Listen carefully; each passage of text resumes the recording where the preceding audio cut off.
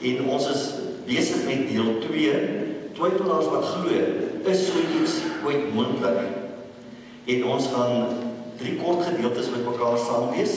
Hebreërs hoofstuk 6 vers 18, 10 vers 23 en dan vers 35 tot 39. Ek hoop dat julle intussen so 'n bietjie deur Hebreërs gaan blaai, want dit is een van daardie regtig waar geloofsversterkende boeke, en dat julle ook weer die woord van die Here bemoedig en versterk is. Kom ons bid saam. Here, baie dankie dat ons in hierdie tye vir U het.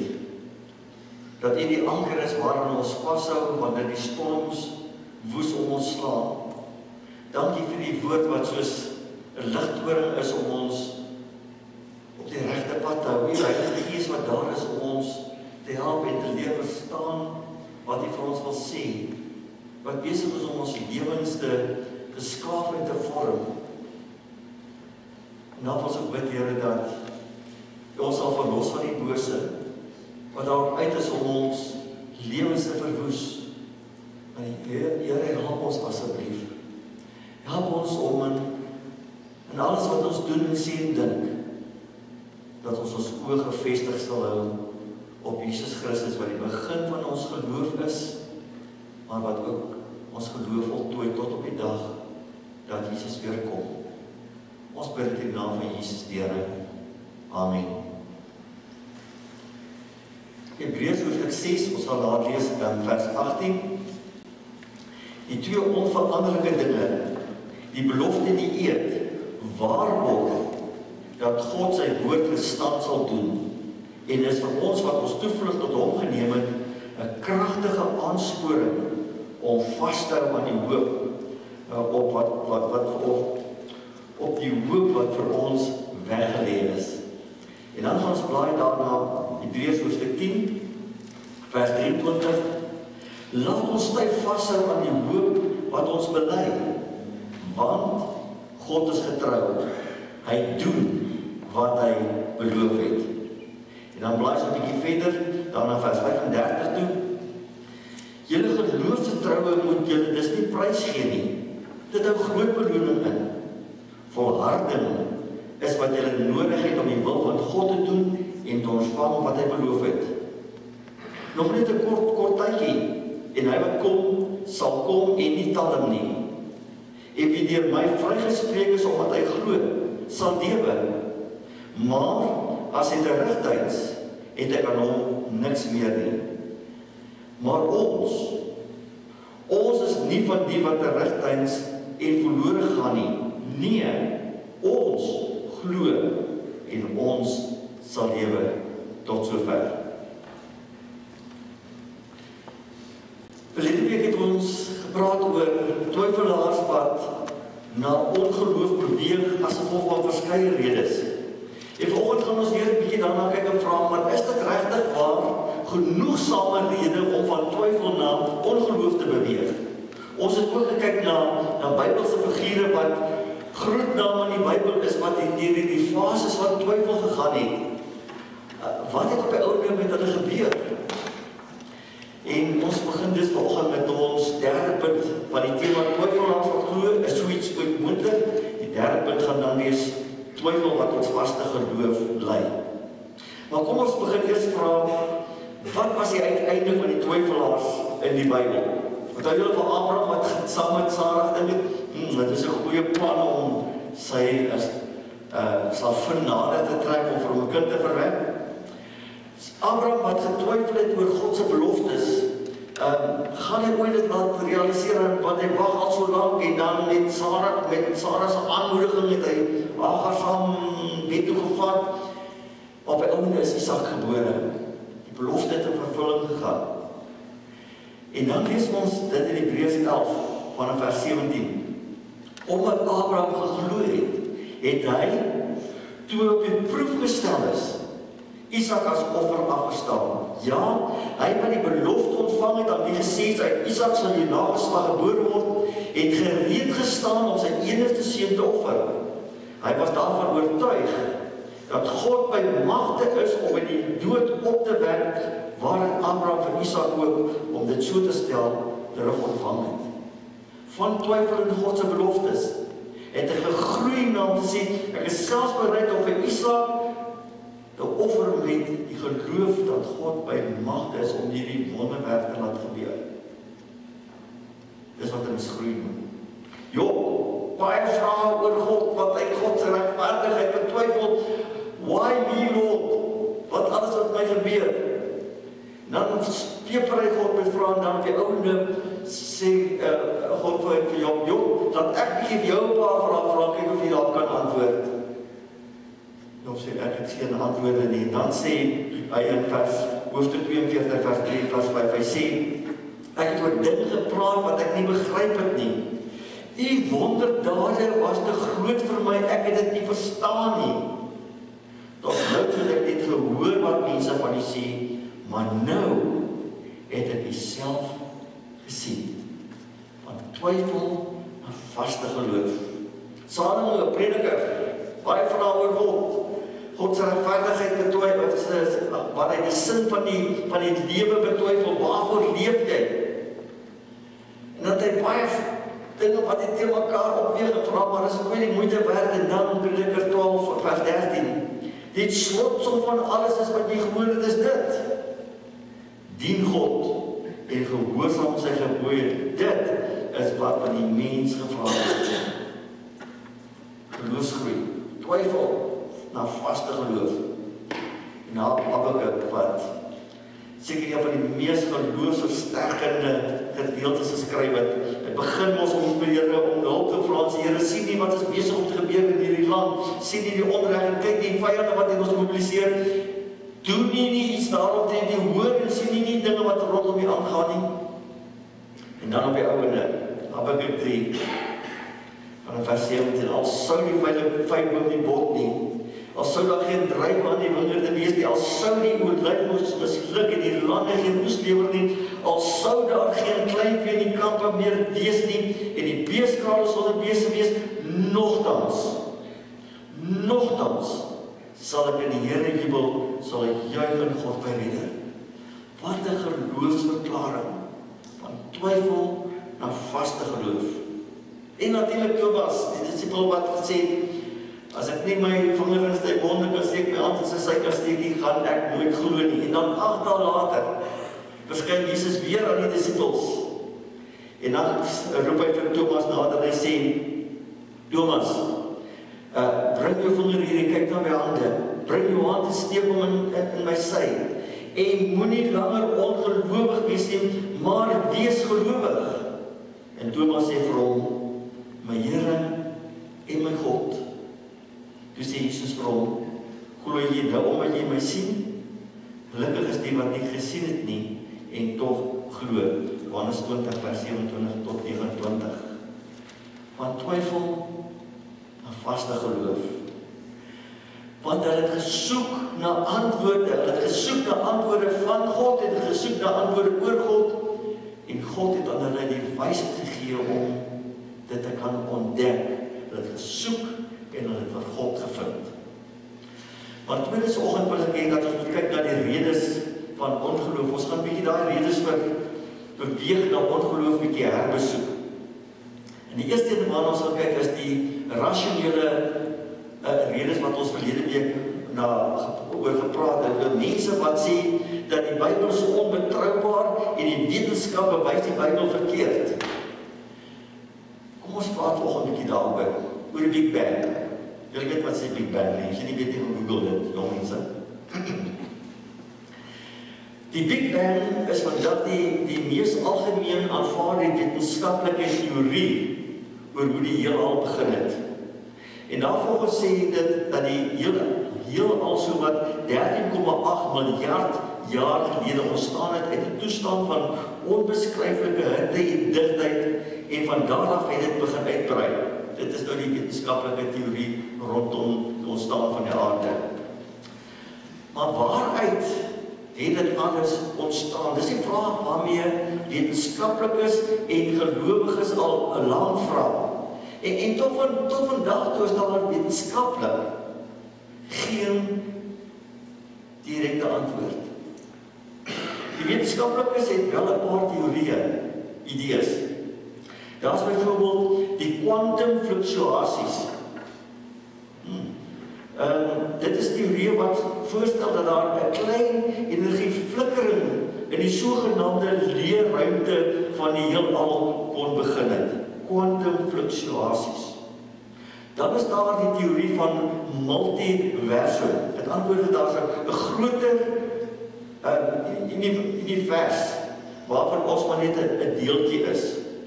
En dan staan die sikliese modelle.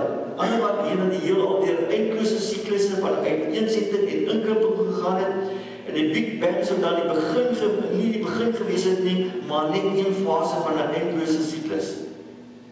Verstaan julle enigiets daarvan? Nee, ek ook niet. Ek verstaan ook niks daarvan. Ek is nie 'n fisikus of 'n wetenskaplike. Hierdie goedes is totaal Grieks vir my. Kwantumfluktuasies, multiversum, sikliese modelle. Hoe is dit beroeps? Daar is groot vrae rondom hierdie spekulasies en teorieë. Want daar is geen direkte grondige bewyse vir hierdie teorie nie. Waar kom die energie vandaan wat hierdie flikkering veroorsaak het? Hoe die res van die universum ontstaan? Wat veroorsaak die eindelose siklusse van uitsending en inkrimping? Waar kom dit vandaan? En dis die vraag waarmee die wetenskaplikes sukkel. Wat was voor die begin daar? Wat het gemaak dat alles begin het? En ons vra, wie het gemaak dat alles begin het? Want dit bring ons by ons geloof. Die Bybel begin met die woorde in Genesis 1 vers 1, in die begin. In die begin het God die hemel en aarde geskape. In die begin, voor alles, was God daar. En hy het alles begin. En ons as gelowiges glo dat die heelal ergens begin het. En daai begin was nie toevallig nie. God wat bo kan tyd en ruimte, bo kan dit alles is. Hy het alles geskep. En daarom, wanneer ons oor Genesis 1 lees, dan probeer God vir ons nie op 'n wetenskaplike manier verduidelik hoe die aarde tot stand gekom het nie. Ek dink net as God vir Adam en Eva aangetree en sê, luister julle tweeetjies, ek wil met julle vandag praat oor kwantumfluktuasies. Sien jy?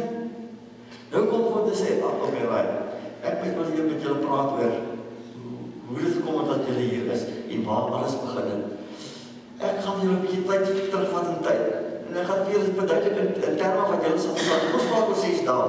Het ek alles gemaak wat julle kan sien rondom julle belewe. Of dit letterlik 6 dae is, maak nie regtig saak nie. Want Petrus 3 vers 8 sê, die Here is eendag soos 1000 jaar, en 1000 jaar soos een dag. God wil net in terme van dit wat ons as mense kan verstaan, vir ons verduidelik hoe alles tot stand of hoe hy alles gemaak het. So die wetenskap probeer verduidelik hoe dinge gebeur het, geloof sê waarom en deur wie alles geskape is. God wil vir ons as mense sê, hoekom het hy die aarde gemaak? Hoekom het ons as mense gemaak? En wie het dit alles gemaak? God het dit alles gemaak.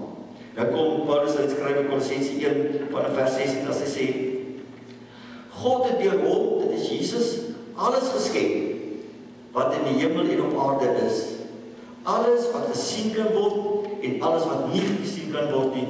Konings, heersers, maghebbers, gesagvoerders, alles is deur hom en vir hom geskep.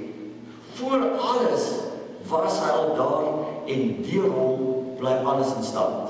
En daarom praat die Hebreërskrywer in Hebreërs 2 vers 10 van Jesus vir en deur wie alles bestaan. Die Bybel kom nie na ons met die wetenskap nie. Die Bybel kom na ons met geloof. En daarom kan saam met Psalm 19 vers 2 sê, die hemel getuig van die mag van God, die uitspansel maak die werk van sy hande bekend. Die Bybel is nie 'n wetenskap handboek nie, maar 'n geloofsboek. Waarin God en hy kom en openbaar homself die almagtige, die God wat eintlik met woorde beskryf kan word. Hy kom en openbaar homself in 'n taal en op 'n manier wat ons as mense tog kan verstaan. Daarom praat ons van die Bybel as Gods woord in mensetaal. En wat ek nou vir jou gaan sê, moet jy my nie verkeerd verstaan hoor. Die Bybel is die woord van God. Daaroor twyfel niemand nie, ek ook nie. Maar die Bybel is nie woord vir woord deur God gedikteer. Dat mense gesê het dat sy reg, was die volgende woord, skryf hulle. Die volgende woord, dan skryf hulle nie. Daarvoor is daar te veel verskille ons in genre en styl. Maar die Bybel is die woord van God, want dit is die betroubare boodskap wat deur die Heilige Gees geïnspireer is. Paulus beskryf dit so in 2 Timoteus 3 vers 16 tot 17 as hy sê, elke skrifdeel is deur God geïnspireer en is nuttig vir onderrig, weerlegging, regwysing en opvoeding om God se wil te gehoorsaam, sodat die mens wat aan God behoort, bekwaam kan wees ten volle toegerus vir elke goeie daad. Elke skrifdeel is deur God geïnspireer met 'n doel om die boodskap oor te dra, sodat dit nuttig vir ons kan wees. 2 Petrus 1 vers 20 sê, dit veral moet julle weet, geen profesie in die skrif kan op grond van 'n eie insig reg uitgelê word nie. Want geen profesie is ooit deur die wil van 'n mens voortgebring nie. Nee, deur die Heilige Gees meegevoer, het mense die woord wat van God kom verkondig. So, die betroubaarheid van die woord van die Bybel lê nie in letterlik elke woord wat neergeskryf is nie. Want jy moet onthou, die Bybel het ontstaan deur mondelinge oorleweringe. Ek bedoel, Adam en Eva was nie skool om te leer skryf nie. Waarskynlik was Moses die eerste persoon wat toe in die paleis van die Farao was, wat geleer skryf het, en baie van dit wat mondeling oorgedra is, word gereken dat hy waarskynlik dit geskryf het. En daarom word die eerste 5 boeke van die Bybel onder die naam van Moses daar geskrywe. Maar in die hele proses van skrywe is daar nie net in die tyd van Moses waarskynlik geskryf nie, maar 'n groot deel van dit is in die tyd van Dawid en Salomo geskryf, byvoorbeeld Psalms, Spreuke en Prediker. En dan in die tyd van die profete, en dit wat die profete gesê het, is dit op skrif gestel. So dit oor 'n lang tydperk gekom. En dan moet jy onthou, hulle het nie Windows gehad en wat ek goed kon copy en paste en Office gehad en print nie. Dit is met die hand oorgeskrywe. So nou moet jy weer daar in wat lang gesit en skryf het, en dan moet jy onthou dat die Hebreëus oorspronklik nie klinkers gehad nie, vokale gehad nie, en is alles aan mekaar geskryf. Daar was nie letterlik vingerspasies tussen die woorde nie. So met die oorskrywe het daar baie keer variasies ingekom wat ou dalk bietjie in slaap was of nie lekker gefokus het nie. En soos wat die manuskripte ontdek is van die Ou Testament byvoorbeeld, het elke ontdekking, hoe ouer die manuskrip is, meer duidelikheid na vore gebring oor wat geskrywe is. En dit wat ons vandag in die Ou Testament het, is waarskynlik die mees akkurate van wat daardie tyd geskrywe is, geïnspireer deur die Heilige Gees. En ons sal hopelik dalk nog verdere ontdekkings kom, wat ons dalk nog meer akkurate manuskripte kan hê. Maar die een ding wat julle moet besef, dit verander niks aan die betroubaarheid van die boodskap wat in die Bybel opgeteken is nie. Want die boodskap is deur die Heilige Gees geïnspireer. En julle moet verstaan in die lig van sien ons het almal hier buite in die straat motorongeluk sien gebeur. En nou kom die polisie en vra by ons verklaringe. En een sal vertel van hoe ek dit gesien het toe daardie persoon met soveel spoed gejaag het, en die ander sal sê niemand, weet jy wat, ek dink dalk daar was iets in die pad waarvoor hy uitgeswenk het, en elkeen sal sy variasie gee van wat hy gesien het. En ons variasie sal waarskynlik nie met mekaar ooreenstem nie. Maar maak dit dan die ongeluk nie beteken, dan nie gebeur het nie. Natuurlijk het die ongeluk gebeur. En ons wat dit gesien het, vertel wat ons gesien en beleef het. En dit is so die Bybelse boodskap van Genesis af deur dit wat mense van God gehoor en gesien het. Dit wat hulle self gesien en beleef het in die tyd van in Egipte wees en die uittog en die ballingskap en dit het profete gesê onder die leiding van die Gees het hulle die goed gaan neerskryf. En daarom is dit 'n betroubare boodskap wat jy kan glo. Al is daar verskille van hoe mense dit gesien en beleef het. Want die betroubaarheid lê in die onveranderlike boodskap. Paulus skryf in 1 Timoteus 1 vers 15 tot 16 as hy sê, dis 'n betroubare woord en kan sonder voorbehoud aanvaar word. Christus Jesus het in die wêreld gekom om sondaars te verlos. Dis die boodskap. Van hulle is ek die grootste. Maar jy daarom as God my genadig sodat Christus Jesus aan my as die grootste sondaar al sy verdraagsaamheid sou betoon en ek 'n voorbeeld kon wees vir almal wat in die toekoms in ons glo om die ewige lewe te verkry. Sê, waaroor gaan dit in die skrif? Wat is die boodskap van die skrif? Vertel reg van die begin af. Want God wat gekom het om sy koninkryk te vestig. Vertel van die begin af van Jesus Christus wat gekom het, wat sou kom en wat gekom het om ons te verlos van ons sondes. Dis die betroubare boodskap waaraan jy kan vashou. En daar is natuurlik ook historiese bewyse en argeologiese opgrawings wat sommige aspekte van die geskiedenis van die volk Israel ondersteun en bevestig. Dit kan jy gaan Google, maar op die ou einde staan en val ons hele geloof in die kruisdood en opstanding van Jesus Christus uit die dood. Dit is waarheen die Ou Testament wys. Dit is wat die hele Ou Testament vertel waarheen God se volk op pad is na Golgotha toe. Wat daar gebeur het 'n invloed op die hele res, die hele Nuwe Testament, ons lewe tot op vandag. En daarom dit wat daar gebeur het by die kruisiging en opstanding van Jesus Christus is noukeurig deur mense neergeskryf. Die evangelieskrywers het nie bedoel om die Nuwe Testament se evangeliese skrywe nie. Hulle het bedoel om te gaan neerskrywe wat hulle gesien en ervaar en beleef het in die tyd wat daar meer as genoeg ooggetuies was van wat daar gebeur het. En daar is onopstootlike bewyse. Ons het al reeds daaroor gepraat dat Jesus in die dood het opgestaan en dat hy lewe. En die een ding wat wetenskaplik is nie kan verklaar nie, is die geweldige effek wat Jesus se opstanding uit die dood op mense se lewens meer as 2000 jaar al het. En ons weet as gelowiges, dis die effek van Jesus wat in die dood het opgestaan het en volgens die beloftes Heilige Gees aan ons gegee het wat in ons woon. Dat die vernuwende krag van die Heilige Gees sigbaar in ons lewens word, net soos wat Jesus beloof het, wat weer bewys hoe akkuraat en betroubaar die woord van God is. En dan wil ek vanoggend vir jou sê, as jy dalk ergens langs die pad deur mense op sleeptou geneem word met rasionele redenasies wat dan uit is om jou te mislei en jou twyfel en ongeloof te laat verval, onthou, God kan nie rasioneel verklaar word, hy is groter as ons verstand.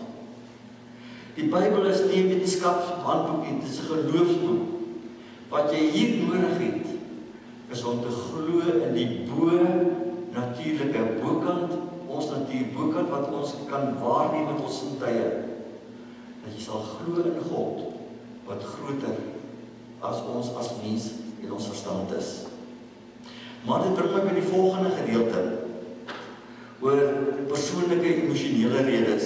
Mense wat twyfel, se probleme lê dikwels eerder op persoonlike emosionele gronde as rasionele gronde. As ek praat van emosioneel, dan stel ek dit teenoor rasioneel, beteken nie mense wat uitvlieg nie, maar dat jy met jou verstand ook en met jou emosies werk. Want ons as gelowiges worstel baie keer met twyfel en met klein geloof, omdat ons voel, ja, en selfs dink dit is so, dat God nie doen soos wat ons van hom vra nie, hy reageer nie soos wat ons wil hê, dat hy moet reageer in situasies waar ons hom nodig het nie,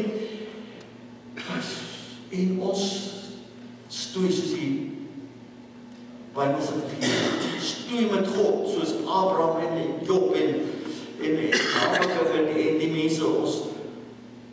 Hoekom laat God dinge toe? Hoekom gebeur dinge met ons as wat ons nie wil hê, moet gebeur, en ons het so mooi gevra en ons probeer so hard glo. En dan begin die twyfel. Is my geloof nie groot genoeg dat God nie doen wat ek vra, wat ek voorbid nie? Is daar ergens iets wat ek verkeerd nie, wat ek sonde, wat ek nou eers moet gaan uitsorteer voordat God uiteindelik na my gebed sal hoor?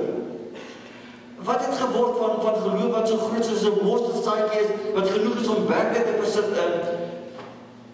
Is my geloof dan nie so groot soos 'n mosterdsaadjie? Wat moet ek doen om meer geloof te kry, om meer geloof te hê? Dan verval mense in allerlei goedes van, okay, ek moet meer Bybel lees, okay, ek moet dit meer gereeld doen, ek moet reg bid, ek moet dit op so 'n manier bid, ek moet liewer op so 'n manier bid. Ons probeer al hierdie soort van dingetjies doen, waardeur ons eintlik vir God probeer manipuleer om ons wil gedoen te hê. Maar dit is omdat ons as 'n bietjie 'n misverstand is oor wat geloof is. Geloof is nie 'n mag of krag waardeur jy vir God kan beweeg om te manipuleer om jou wil te laat geskied nie. Dat weet jy hulle sê.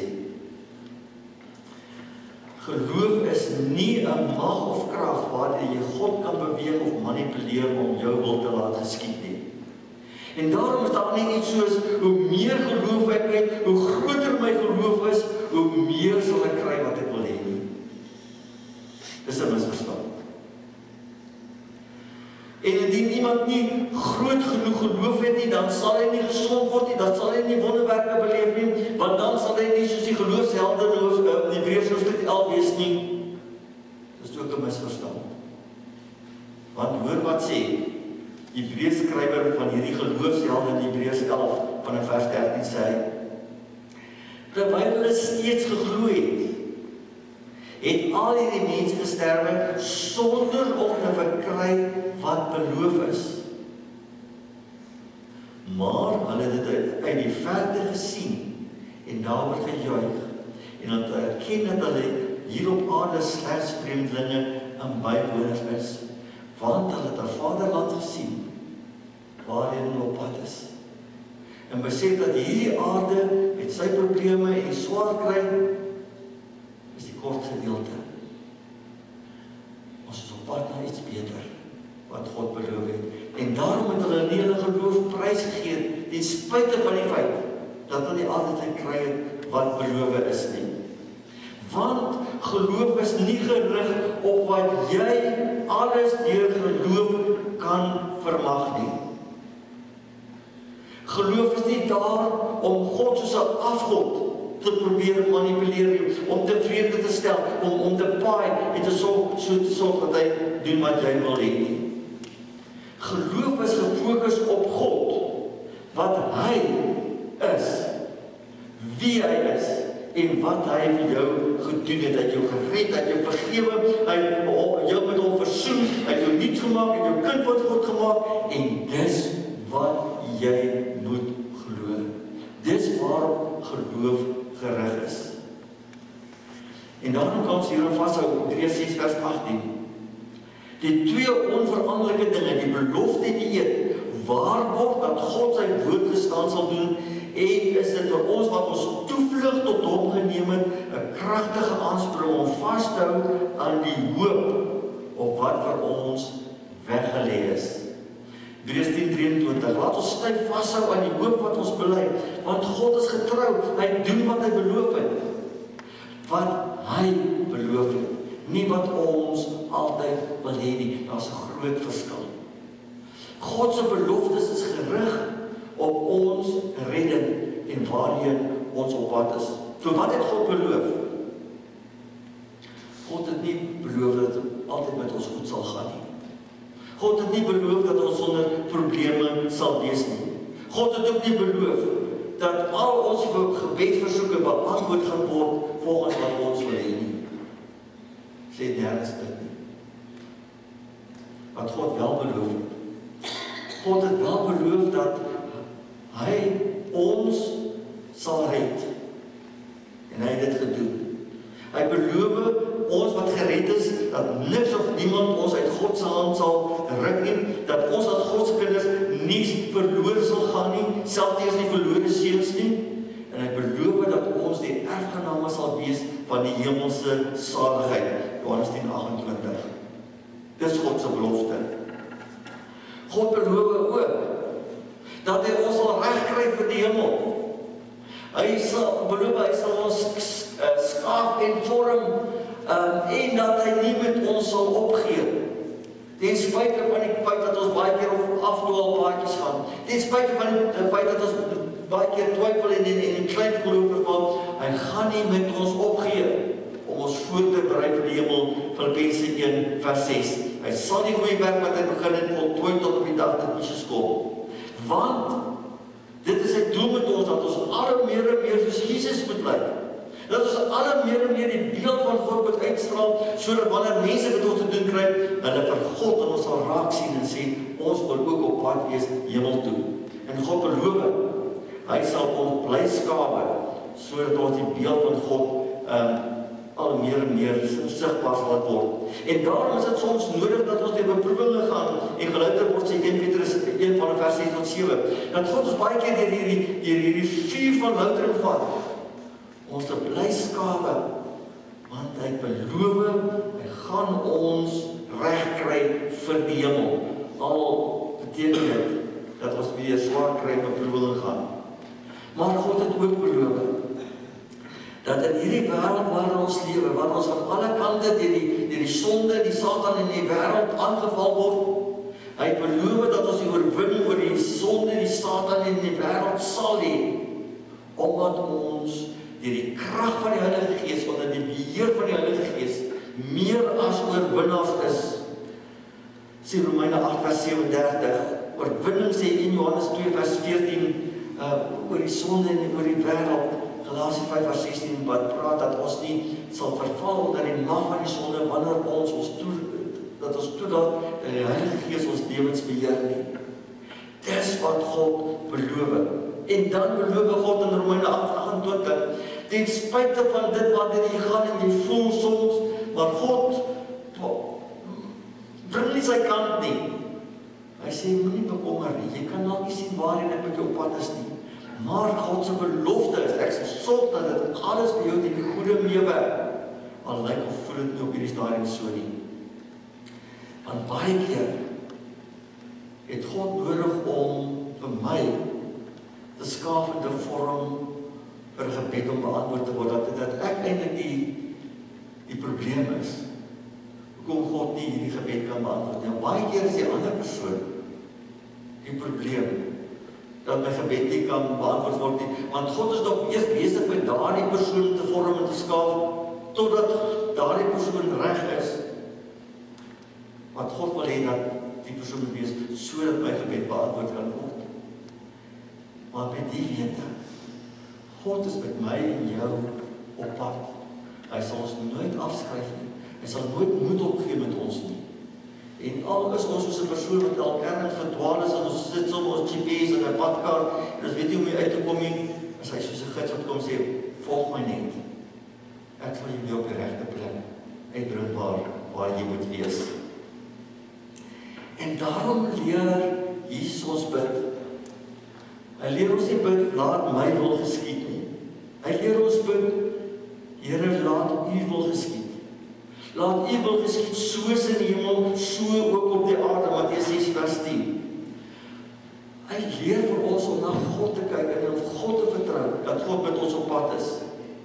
En daarom sê Hebreërs 13 vers 5, sê God, hy beloof met 'n eed as hy sê, ek sal jou nooit verlaat en in die steek laat nie. Deur al hierdie moeilike tye waar jy gaan in 'n lewe wat jy liewers bid en sê, Here, kom tog gou, kom maak alles weer dat ons op pad is hemel toe. Sê, in hierdie proses sal ek jou nooit alleen laat nie. As jy nie steek laat nie, jy kan weet verseker, ek het jou aan die hand en dra jy deur alles. Psalm 23 vers 4 sê, al gaan ek deur donker dieptes, ek sal nie bang wees nie, want in God se hande is ek veilig. Al kan ek nie altyd so lekker die eindpunt sien nie, ek weet hier self deur die donker dieptes, in God se hande is ek veilig, hy is besig om my te dra. En daarom is geloof om vas te hou aan die soewereiniteit van God. Wat beteken? God is God. Hy kan en mag doen wat hy wil. Hy het nie ons toestemming nodig nie, hy het nie ons hulp nodig nie, hy is God. En dat ons hom vertrou, dat hy kan en mag doen wat hy wil, omdat hy ons bes wil op die hart het. Al voel of lyk dit nie altyd so nie. En daarom kom die aanmoediging in Hebreërs 10 vers 35 as hy sê, julle geloofsvertroue, julle vertroue wat julle op God het deur geloof, julle geloofsvertroue moet julle dus nie prys gee nie. Moenie daarvan afwyk nie, want dit hou groot beloning in. Volharding is wat julle nodig het om die wil van God te doen en te ontvang wat hy beloof het. Hy sê, moenie ergens langs die pad dat jy twyfel en ongeloof omsit nie. Laat dit liewers in vaste geloof omsit, dat jy vashou die beloftes van God, dat hy met jou pad is na die hemelse beloning toe. En dat jy op die ouene sal ontvang wat God beloof het. Alles is nie op hierdie aarde nie. Ten minste, weet jy wat, jy sal het ontvang met die dag dat Jesus kom. En so terloops. Vir diegene wat na ongeloof beweeg as gevolg van die kerkmense wat hulle voel, hulle nie in die steek gelaat het en wat nie op hulle standaard is nie. Ek is nou jammer vir as ons as kerkmense, as Christene daar, die oorsaak was dat mense na ongeloof beweeg het as gevolg van ons onchristelike optrede. Maar vir sulke mense wil ek op die ouene sê, julle moet een ding onthou, die kerk is nie 'n klub vir superheiliges, sondeloses nie. Die kerk is 'n hospitaal vir sondaars. Mense wat stoei met die sonde, mense wat hier in die kerk genees word deur die woord en deur die gees van God, en dis 'n proses. God is met elkeen van ons besig op ons eie manier om dit wat in lyn is met God se woord en waar ons nie God se beeld vertoon nie, wat God besig is om dit te genees en te skaaf en reg te maak, is met ons op pad. Want Jesus het vir sondaar mense gekom, nie vir volmaakte perfekte mense nie. Jesus Lukas vertel in Lukas 5 vanaf vers 29 dat Jesus op 'n stadium saam met Levi 'n feesmaal in sy huis bygewoon nou. Levi was een van die hoofstollenaars, een van die hoofskuim van die aarde, die mense met wie jy niks te doen gehad het nie, jy wil nie eers in sy skade weer gekom het nie. Hy bied 'n feesmaal vir Jesus aan dat hy tot bekering kom.